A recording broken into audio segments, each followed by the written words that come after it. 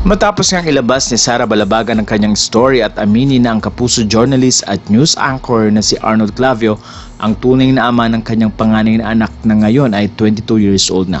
Ayon nga sa mga reports, 17 years old pa lamang si Sara that time nang magkaroon sila ng relasyon ni Arnold Clavio.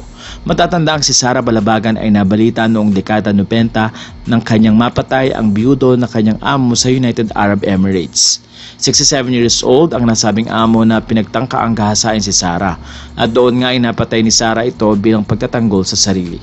14 years old nang magtrabaho si Sara bilang domestic helper sa United Arab Emirates pero dahil peke ang kanyang dokumento, nagawa ng recruitment agency na 28 years old si Sara para makapagtrabaho abroad. Taong 1994 hanggang 1996 ay nakulong si Sara at nakauwi ng Pilipinas nang siya ay 17 years old na. At sa halip na bitayin siya sa United Arab Emirates, pumayag ang pamilya nito na magbayad na lang ng blood money na nagkakahalaga ng $41,000 na ang nag-raise ng nasabing amount ay ang businessman na si William Gatchalian. Pagbalik sa Pilipinas, naging isang hot issue ang buhay ni Sara Balabagan at doon nga pumasok si Arnold Clavio na isang TV reporter sa GMA7 at inatasang i-cover ang story ni Sara Balabagan. During that time ay isinapelikula pa ang buhay ni Sara at ang gumanap ay si Vina Morales. Naging busy si Sara sa kanyang buhay sa harap ng publiko at parang naging celebrity na rin dahil nagkaroon pa siya ng pagkakataon na magkaroon ng collaboration sa Spice Girls members na si Jerry Halliwell. Pero taong 1998 nang biglang tumigil si Sara sa kanyang showbiz career dahil nabuntis nga ito. Hindi inamin kung sino ang nakabuntis sa kanya, kaya pati ang mga taong malalapit at tumulong sa kanya ay napagbintangan din tulad ni William Gatchalian at si Ambassador Roy Señeres. Pero silang tumulong kay Sara Balabagan. Pero ito nga, after 22 years ay mismong si Sara Balabagan na ang umamin na si Arnold Clavio ang ama ng kanyang anak. Ayon sa report ng Manila Bulletin at sa panulat ni Jane Kingsu Cheng, sa kanyang panulat na ikwento nito na kinaibigan ni Arnold Clavio si Sara Balabagan at dinala sa iba't ibang lugar para mamasyal. At ayon din sa kwento ni Sara, madalas ay sinasama siya noon na manood ng sine at doon nga nahulog ang tiwala ni Sara. Naikwento pa ni Sara na kuya ang tawag niya kay Arnold Clavio noon. At nang lumabas na nga ang kwento ni Sara sa Facebook Live, sinabi nito na bago pa niya isiwalat ang katotohanan ay nagpaalam naman siya sa kanyang asawa na ngayon na si Jun Sireno. Nagpasalamat si Sara sa kanyang asawa na naintindihan ang kanyang kalagayan. Isa sa mga dahilan kung bakit nga niya isiniwalat ang totoo ay para din sa kanyang mga anak dahil ayon kay Sara kapag siya ay namatay, wala nang makakaalam ng katotohanan para din sa proteksyon ng kanyang mga anak at mga mahal sa buhay. Narito ang pahayag ni Sara. Paano pag wala na ako dito sa mundo? Baka maging multo pa ito sa mga anak ko. Ilang beses din sinabi ni Sara na alam niyang nagkasala siya at hindi niya kailangan ipagtanggol ang sarili niya sa pagkakamaling kanyang nagawa. Kaya humihingi ng tawad si Sara sa asawa ni Arnold Clavio na ayon kay Sara ay napakabait dahil ito mismo ang nagpadala ng mensahe kay Sara at sinabing napatawad na niya ito.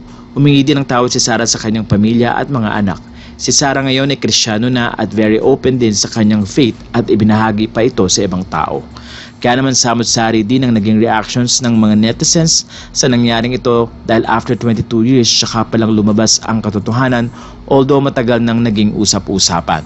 Nabanggit din ni Sara na mismong si Arnold ang nagsabing walang aminan na mangyayari kahit anong mangyari, kaya din napakatagal ng issue bago nagkaroon ito ng closing.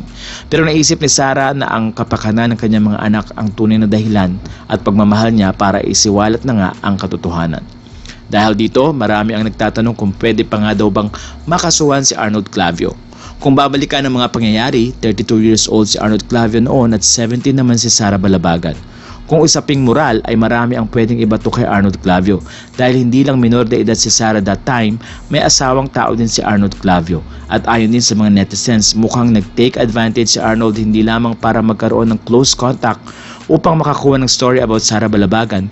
Ginamit din di umano ni Arnold ang pagkakataon na makuha si Sara dahil bata pa nga ito.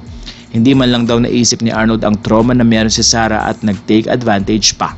At dahil nga marami ang nainis, ilang mga netizens ang tila nananawagan at hinihimok ang Kapuso Network na tanggalin o sisantihin si Arnold Clavio na kilalang broadcaster ng GMA7.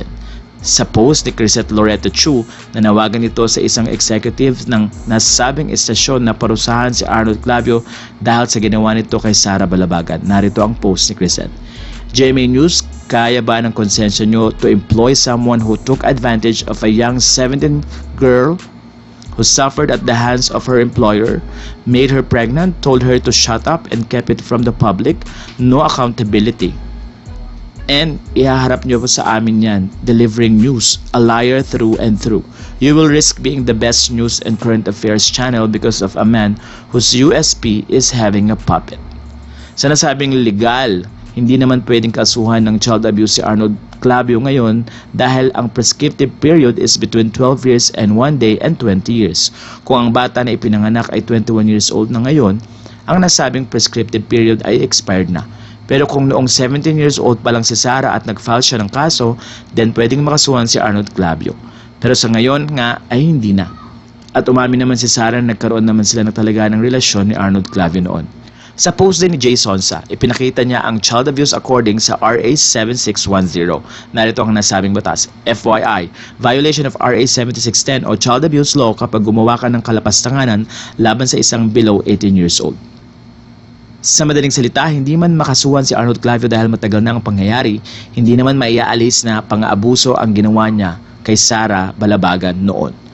Pero since napatawad naman ni Sara si Arnold at humingi na rin ng tawad si Sara sa mga taong nasaktan niya, wala na ring sense na ikondena si Arnold. Ang nakakahiya lang ay ang pagsasabi ni Arnold kay Sara na dapat walang makaalam ng kanilang relasyon.